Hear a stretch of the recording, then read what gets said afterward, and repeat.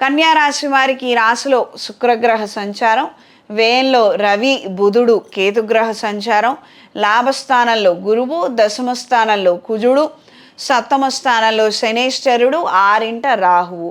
విదేశీ అవకాశాలు, విదేశాలలో ఉద్యోగం, చదువు కోసం చేసే ప్రయత్నాలు అనుకూలంగా ఉంటాయి. అత్యంత సన్నిహితులైన వాళ్ళ ద్వారా సహాయ సహకారాలను పొందగలుగుతారు. మంచి శుభవార్తలను వినగలుగుతారు.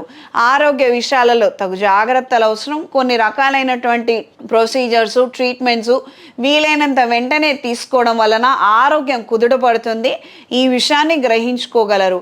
భయం ఉంది, ఆలోచన ఉంది, దడగా ఉంది, ఏదైనా ఇతరితర ఉన్నాయి. ఒకసారి ఏకాదశ రుద్రాభిషేకాన్ని శివాలయంలో జరిపించుకోండి.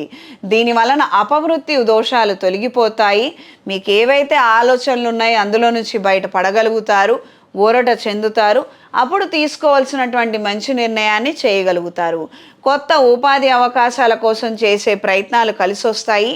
స్టేజ్ ఫియర్ తొలగిపోయి స్టేజ్ పర్ఫార్మెన్స్ ఇచ్చే స్థాయికి ఎదగగలుగుతారు.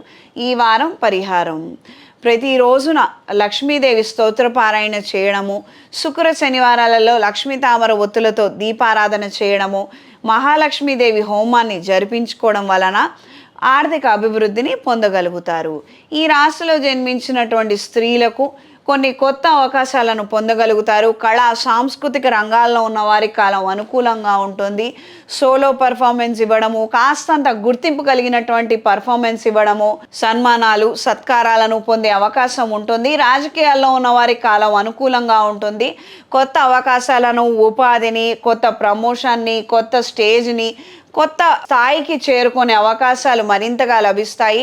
అందరితో కలిసిమెలిసి ఉండే ప్రయత్నాలు చేయండి.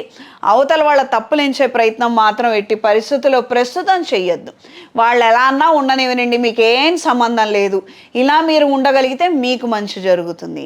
ఈ రాశిలో జన్మించిన వారికి ఈ వారం కలిసొచ్చే రంగు తెలుపు, కలిసొచ్చే దిక్కు తూర్పు, కలిసొచ్చే సంఖ్య 3.